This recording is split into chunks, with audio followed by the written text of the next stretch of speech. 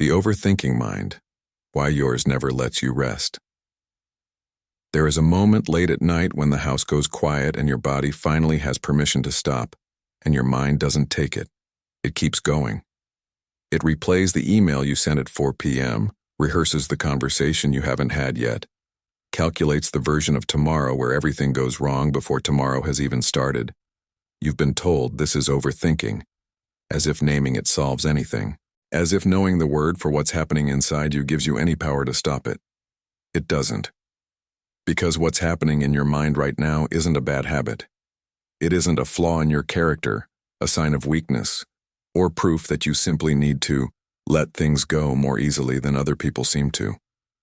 What's happening is a nervous system that learned, at some point in your life, that vigilance was the price of safety, and it has never been told the bill is paid. You are not broken. You are not too sensitive, too dramatic, or too much. You are a person whose mind built a defense system so thorough, so relentless, that it forgot how to stand down even when there is nothing left to defend against. This is the part almost nobody explains correctly. They tell you to meditate, they tell you to journal, they tell you to just be present. But none of that addresses the actual mechanism. The reason your mind treats rest itself as a risk. The reason your thoughts circle the same 5 minutes of a conversation for hours. The reason silence doesn't feel peaceful to you. It feels like waiting for the other shoe to drop. We are going to go all the way back to where this started. Not to blame anyone, not to relive old pain for its own sake, but because the only way to finally exhale is to understand exactly what you've been holding your breath for. By the end of this, the goal isn't to force your mind into silence. Silence was never really the goal. Understanding is, because the moment you understand what your mind has been trying to do for you all along, something shifts, not by force, not by discipline, but by finally being seen by the one explanation that was actually true the whole time. This is the story of the mind that never clocks out, and it starts long before you ever called yourself an overthinker, the mind that never clocks out. There's a strange contradiction at the center of your mental life. And you've probably never said it out loud because it sounds almost absurd. Thinking is supposed to help you solve problems. That's its entire job. You hit a problem, you think about it, you arrive at a solution, the thinking stops. Clean, efficient, finished. Except yours doesn't finish. Your mind keeps running long after the problem has been solved, or long before it has even arrived. It analyzes conversations that ended successfully. It prepares responses to confrontations that may never happen. It replays decisions you already made and can no longer change, searching for an error that, even if found, changes nothing now. If thinking is meant to solve problems, what is your mind actually doing during all those hours it spends circling the same brief exchange from 3 days ago? It isn't solving anything. It's something else entirely. And once you see it, you can't unsee it. Your mind isn't trying to find an answer. It's trying to prevent a feeling.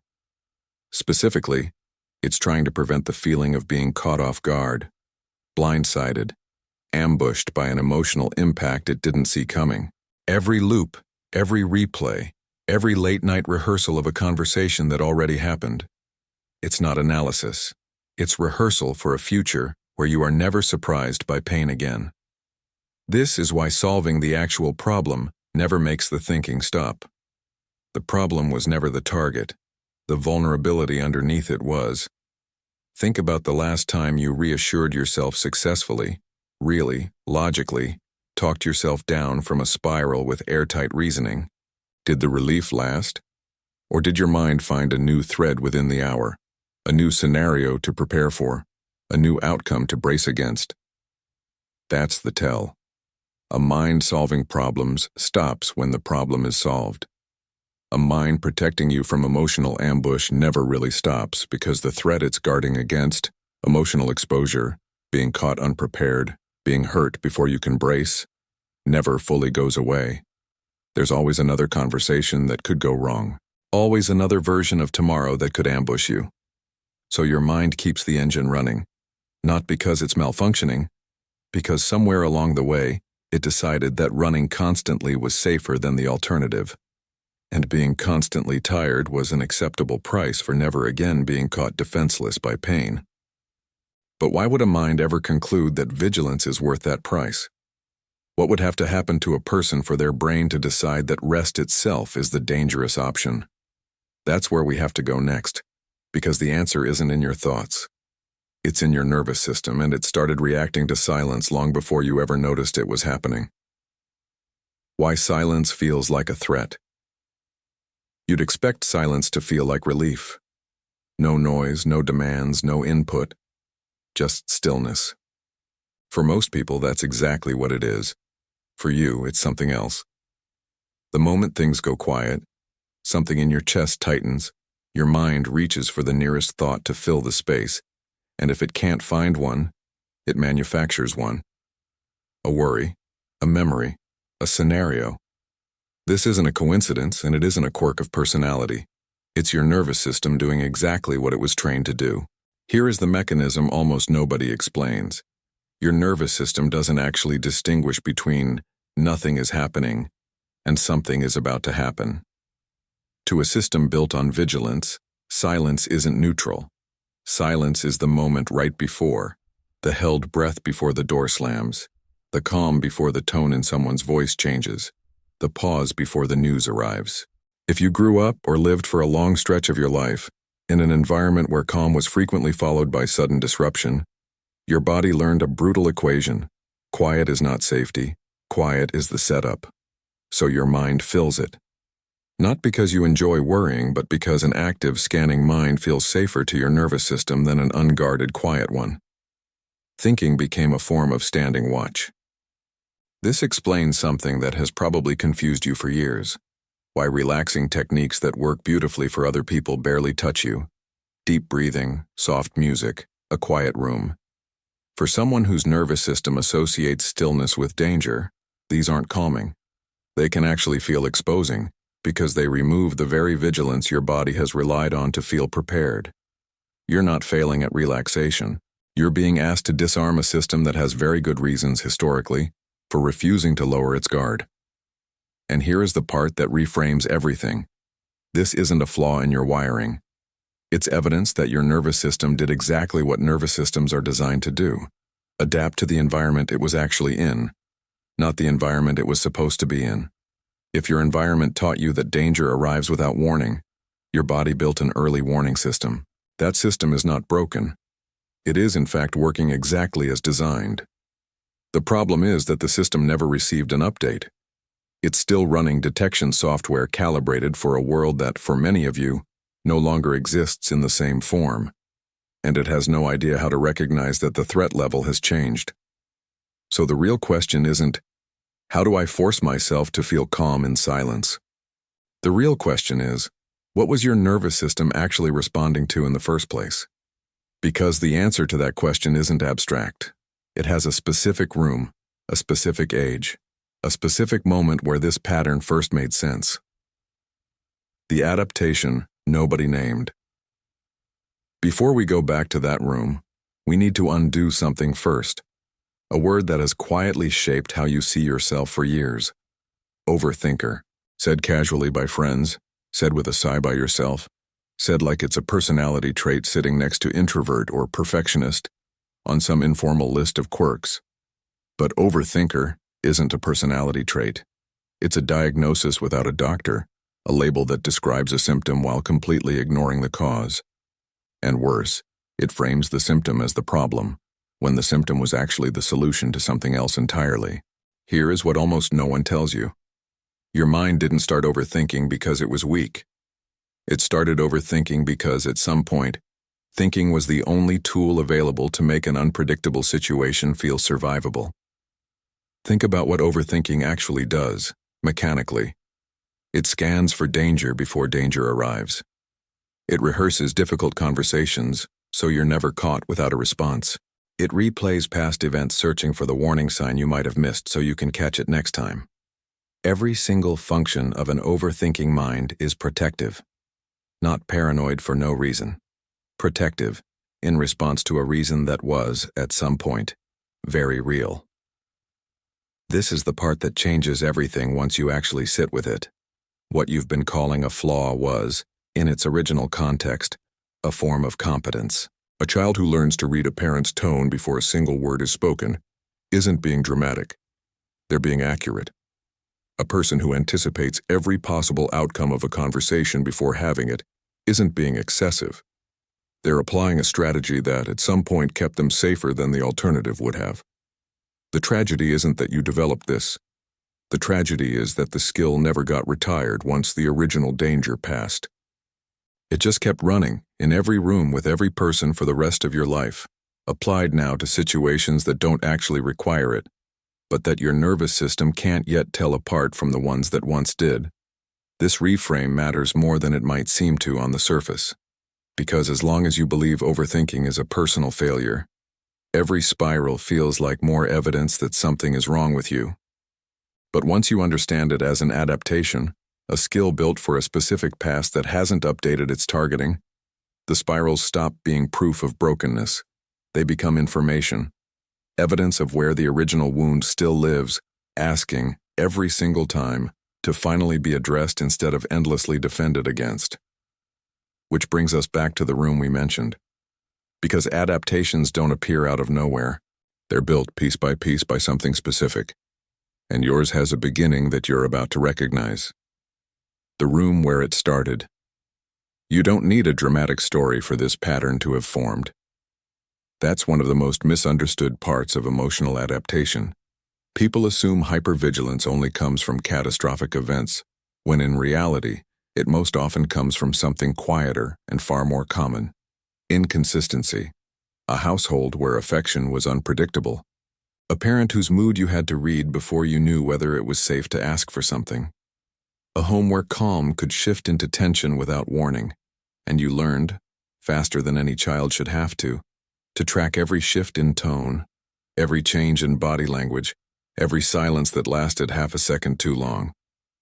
You weren't taught to scan for danger. No one sat you down and explained the rules.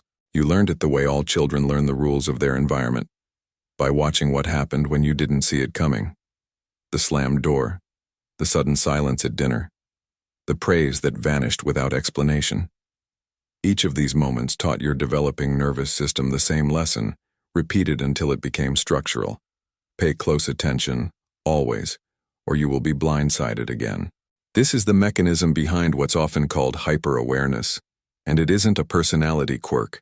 It's a survival skill, built early, built fast, and built to last far longer than the environment that required it. Here's what makes this so difficult to see in yourself.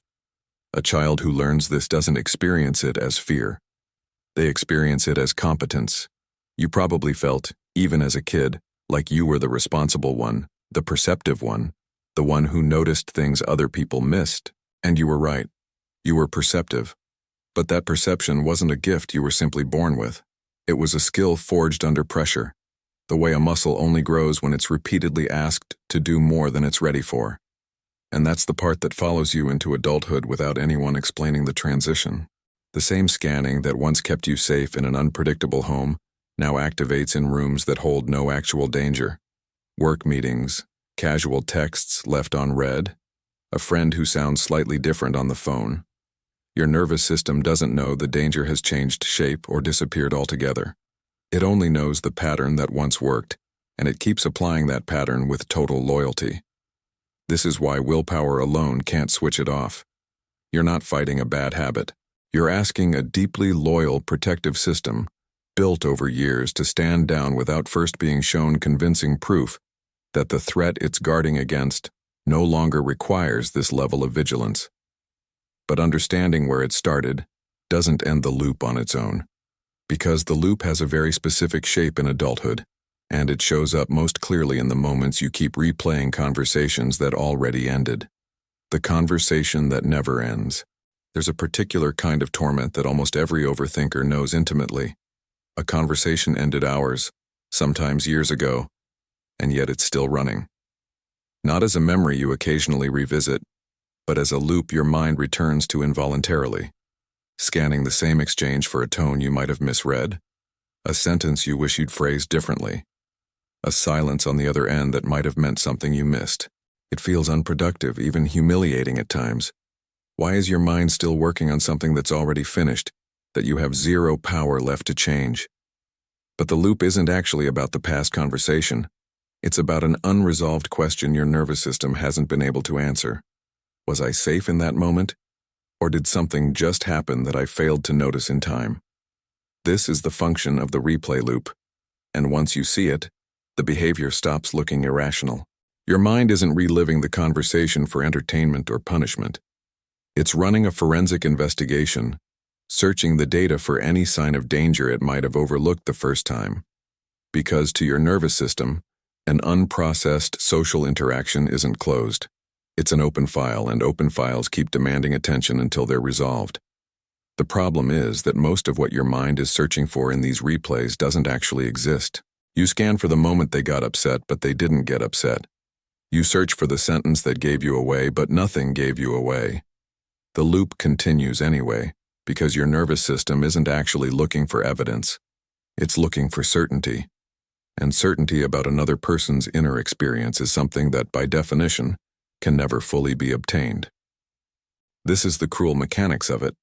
The more uncertain you feel about how you came across, the more your mind replays the interaction trying to manufacture certainty. And the more it replays without finding it, the more convinced your nervous system becomes that the danger must still be there, hidden somewhere in the data, waiting to be found if you just think about it one more time. You are not weak for getting caught in this.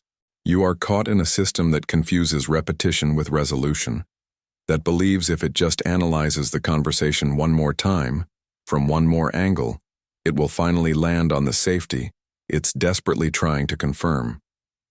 But certainty was never actually available in that conversation, and it isn't available now, no matter how many times your mind returns to the scene of something that, in all likelihood, never went wrong in the way you fear. So if replaying doesn't work, why does your mind keep reaching for it instead of trying something else?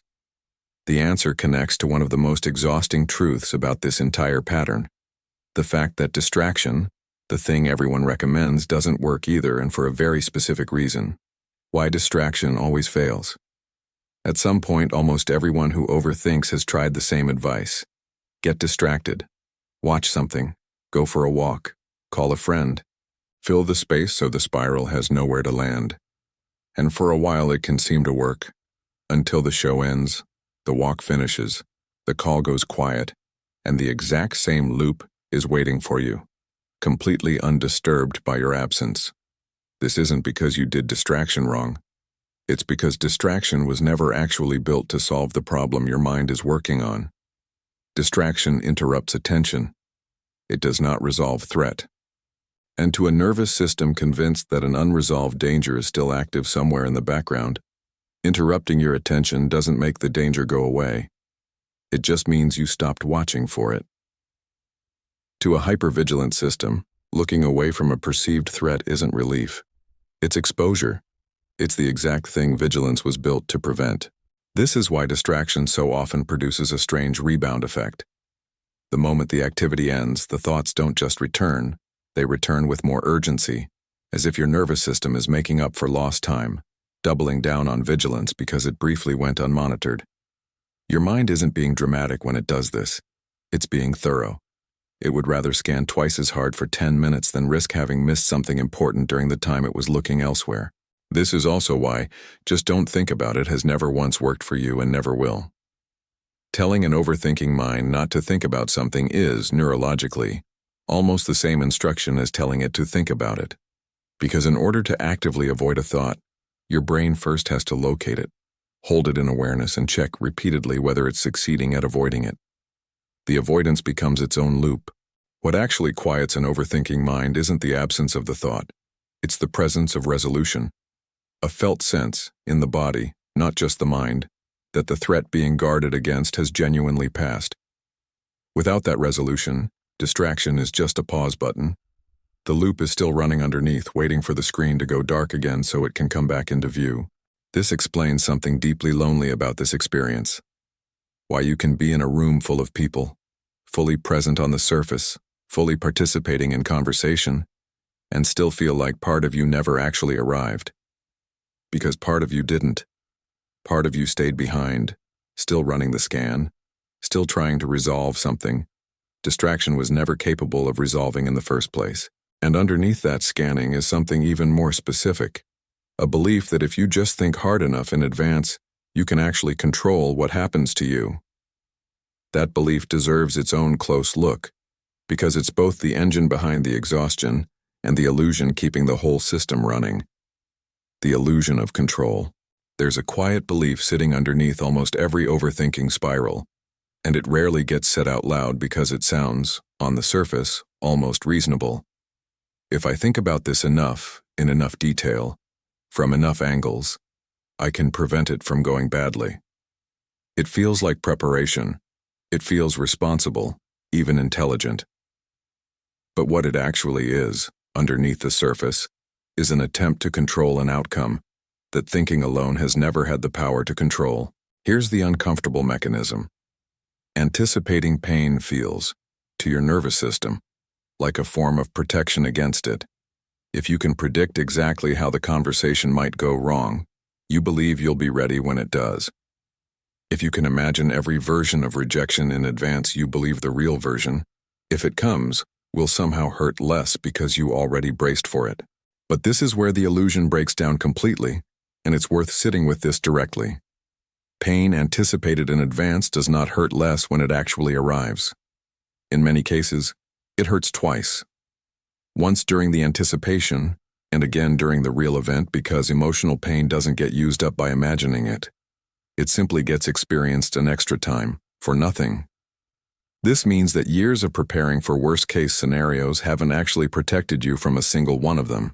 What they've done is make you suffer the bad outcome's emotional impact multiple times over, often for outcomes that never even happened. The mental rehearsal didn't soften the blow. It just extended it, quietly, across however many hours you spent bracing for something that, more often than not, simply never came. This is, in a strange way, one of the most important things you'll hear in this video, because it directly contradicts what overthinking promises you.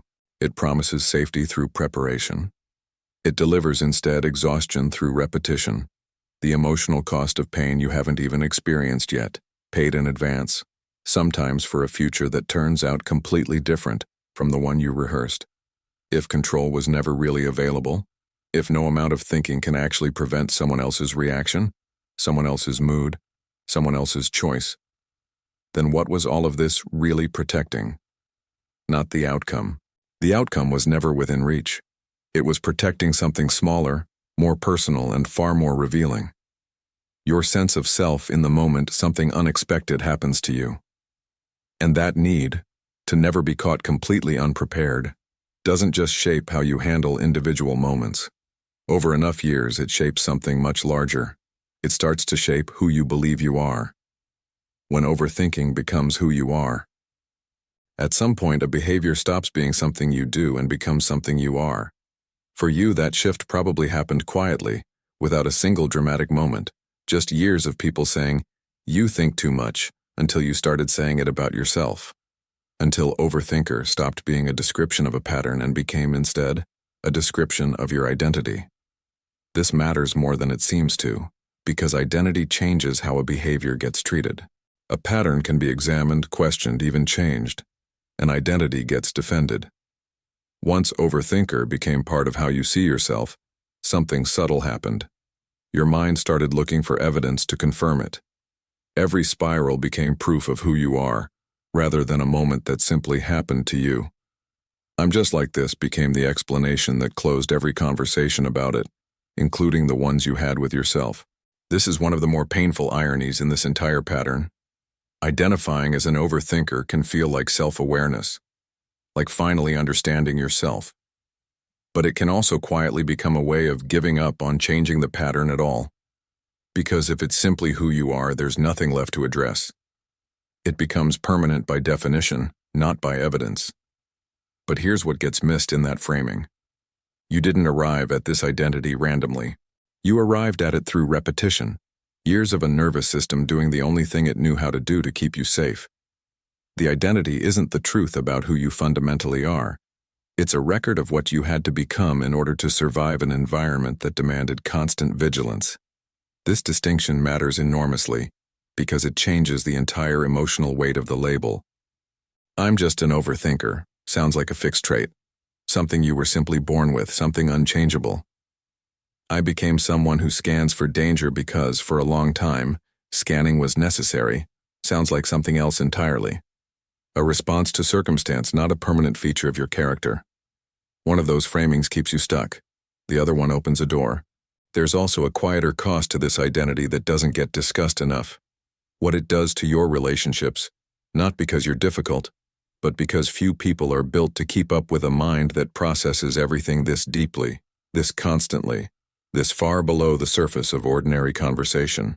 And that cost has a name of its own, a particular kind of isolation that comes specifically from being someone whose mind moves at a depth most people simply aren't equipped or willing to meet you at.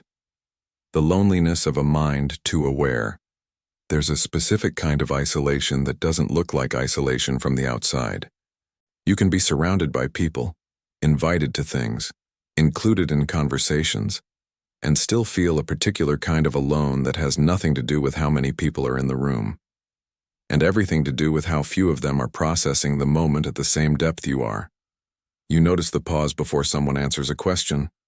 You catch the slight change in someone's tone that suggests they're upset, even while they insist they're fine. You sense the subtext underneath a casual comment, the thing someone didn't say directly but clearly meant. And then you look around, and almost no one else seems to have registered any of it. This creates a specific, exhausting loneliness, the loneliness of being emotionally and psychologically several steps ahead of most conversations, with nowhere to put what you're noticing, because saying it out loud often makes you sound paranoid, overly intense, or like you're reading too much into things that to everyone else genuinely were nothing. So you learn to stay quiet about what you notice.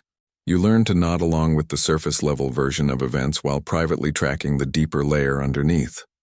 Over time, this creates a strange double life inside ordinary social situations, fully present in the room, but quietly alone with everything you're actually perceiving. This is one of the most painful parts of being a deep thinker that almost nobody names directly. It isn't that you don't want connection. It's that the kind of connection you're capable of, the kind that meets you at the depth you naturally operate at, is rare, and most ordinary interactions simply weren't built to hold it. This also explains something that might feel confusing about yourself, why small talk can feel almost unbearable, not because you're antisocial, but because your mind is built to go deep immediately, and staying on the surface for the sake of social comfort feels like holding your breath the entire time. The loneliness here isn't a sign that something is wrong with you. It's the natural consequence of a mind that processes more, notices more, and feels more than most environments are designed to accommodate. The tragedy isn't your depth. The tragedy is how rarely it gets met. But this same depth, the very thing that isolates you in casual conversation, is also the reason that well-meaning advice like, just relax, lands so badly when people offer it to you. Because it completely misunderstands what's actually happening inside your body when you try to follow it. Why just relax fails. It's probably one of the most quietly infuriating phrases you've heard directed at you. Just relax, said with good intentions, usually by someone who isn't struggling with the same pattern, and who has no idea that the instruction itself reveals exactly why it can't work for you. Just relax assumes that relaxation is a choice available the moment you decide to make it, like flipping a switch. But relaxation isn't actually a mental decision.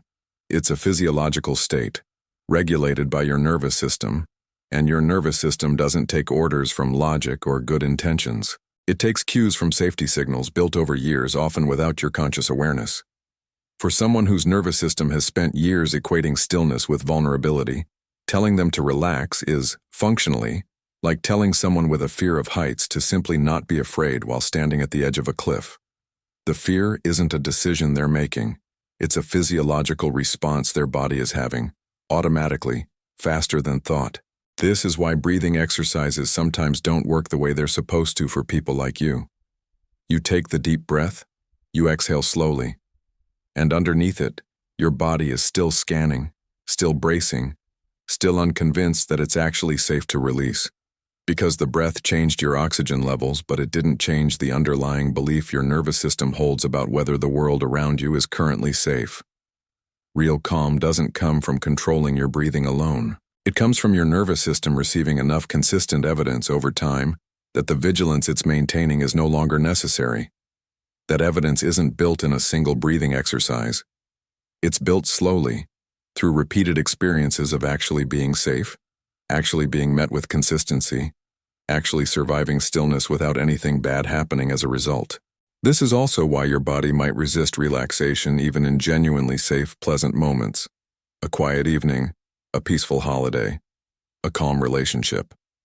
The absence of threat doesn't automatically register as safety to a system trained on inconsistency. Sometimes it registers as suspicious, as if something this calm must be the lead-up to something else. Understanding this doesn't mean relaxation is permanently out of reach for you. It means the path there isn't through forcing stillness onto a body that doesn't yet trust it. It's through addressing what your nervous system is actually still protecting against. Which brings us to something underneath all of this that almost never gets named directly. A grief that's been quietly running beneath the noise the entire time. The grief underneath the noise. Grief usually gets imagined as something that follows loss, a death, an ending, a clear and identifiable absence. But there's a quieter form of grief that doesn't get the same recognition, one that doesn't follow loss so much as it follows the absence of something that was never allowed to exist in the first place. Safety you could simply trust, without having to earn it through constant vigilance. Underneath your overthinking, beneath the loops and the rehearsals and the late-night replaying of conversations, there's often a grief for the version of you that never got to rest. The version that never had to scan a room before deciding if it was safe to speak. The version that could have used all that intelligence, all that perceptiveness, all that depth, for curiosity and creativity instead of constant self-protection. This grief rarely gets named because it doesn't look like sadness in any traditional sense. It looks like exhaustion. It looks like irritability when someone tells you to relax. It looks like a strange hollow feeling that shows up even in good moments. A quiet sense that something is missing even when everything is technically fine. What's missing is the version of your life where this much vigilance was never required. And grieving that version, actually allowing yourself to feel the loss of the ease you never got to have, is one of the most overlooked steps in finally loosening this pattern's grip. Most people skip this step entirely. They go straight to trying to fix the overthinking, manage the anxiety, control the spirals, without ever acknowledging what the spirals are actually protecting and what they cost. You cannot fully put down a defense system you haven't grieved the need for. Some part of you keeps holding on to vigilance because letting it go, without first honoring what it protected you from, feels like betraying the child who needed it. This is not about staying stuck in sadness. It's about finally allowing the truth its proper weight. That you adapted brilliantly to something that shouldn't have required adaptation in the first place. That cost something. And naming that cost honestly, without minimizing it, without rushing past it toward a fix, is part of what finally allows your nervous system to consider, for the first time, that it might be safe to lower its guard. But grief alone doesn't change physiology. Underneath all of this is a body that has spent years in a particular physical state. One that never fully exhales even when nothing in the room is wrong. And understanding that state directly is the next piece of this puzzle. The body that never exhales. There's a physical sensation that many overthinkers describe almost identically, even though they've never compared notes. A tightness somewhere in the chest or shoulders that never fully releases. A breath that never feels completely finished. A baseline tension humming quietly under everything, even on days that are objectively calm. This isn't imagined. It's a measurable state your nervous system can settle into over years of chronic vigilance, often called a state of low-grade hyperarousal. Your body running slightly activated, slightly braced, even in the absence of any immediate threat. Not panic, not crisis. Just a persistent, exhausting readiness that never fully switches off. This matters because it explains something that pure psychology can't explain on its own. Why you can understand intellectually that you're safe and still not feel calm. Insight doesn't automatically regulate the nervous system. Your prefrontal cortex can know the danger has passed while your body, operating on older, faster, more primitive circuitry, continues bracing exactly as it has for years. This is why so many overthinkers describe feeling like two different people: a rational mind that knows things are fine, and a body that refuses to believe it. That split isn't a contradiction. It's two different systems, operating on two different timelines, with the body's timeline being far slower to update than the mind's. Chronic hyperarousal also explains why rest can feel unsatisfying even when you get enough of it. Sleep can happen without your nervous system ever fully downshifting into the deep, restorative state where actual repair occurs. You can wake up after 8 hours and still feel like you never stopped working, because some part of your physiology genuinely didn't. This is not a life sentence. The nervous system is, by design, adaptable. It adapted into this state, which means it retains the capacity to adapt back out of it, given the right repeated conditions. But that process doesn't happen through thought alone, and it doesn't happen overnight. It happens through repeated, embodied experiences of actual safety, consistency, predictability, relationships, and environments that don't ambush you, slowly teaching your body a new baseline. This is the part where the story stops being only about understanding the problem and starts being about what actually changes it. Because everything so far has been explanation. What comes next is the shift, not from fighting your mind into silence, but from finally working with it instead of against it. From fighting the mind to understanding it. For most of your life, the relationship with your own mind has probably been adversarial. You've tried to outthink the overthinking, to reason your way out of spirals, to win arguments against your own anxiety using logic, willpower, and sheer exhaustion. And it rarely worked because you were treating a protective system like an enemy to be defeated, instead of a misguided ally to be redirected. Here is the shift that rewrites the whole dynamic, and it's smaller than it sounds. Instead of asking, how do I stop thinking about this, ask, what is this thinking trying to protect me from right now? That single change in the question changes your entire relationship to the spiral. When a loop starts, a replayed conversation, a worst-case scenario, a sudden wave of dread about something unresolved, instead of fighting it or trying to silence it, try naming what it's actually guarding against. Often it's not the situation itself. It's the fear of being caught off guard, of being unprepared, of being hurt before you can protect yourself. The same core fear that built this entire system in the first place. Once you can name that fear directly, something remarkable happens. The mind doesn't need to keep escalating to get your attention, because you've already given it attention. You've acknowledged what it's protecting you from, instead of dismissing the spiral as irrational noise. A protective system that feels heard doesn't need to shout as loudly. This is fundamentally different from suppression.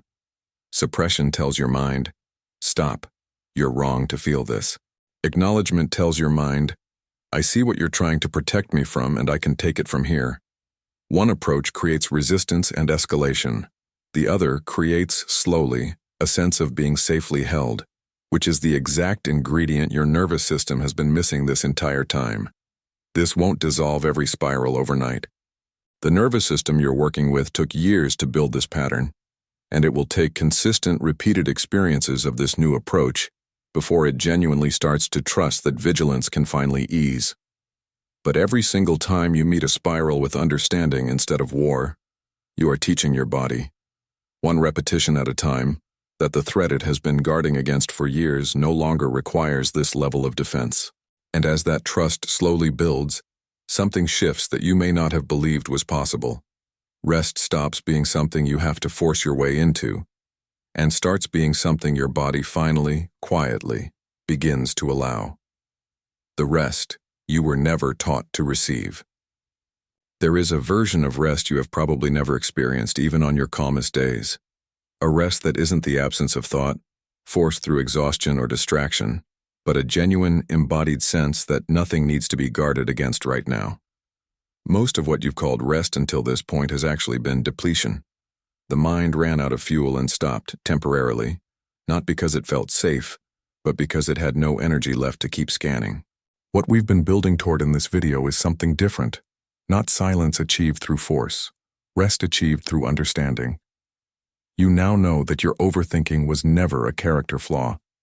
It was a nervous system that learned, early and thoroughly, that staying alert was what survival seemed to cost. You know that the replaying conversations, the worst-case rehearsals, the inability to relax on command, were never proof that something is wrong with you. They were proof that something protective in you worked exactly as it was built to. You also know that this system cannot be argued into standing down.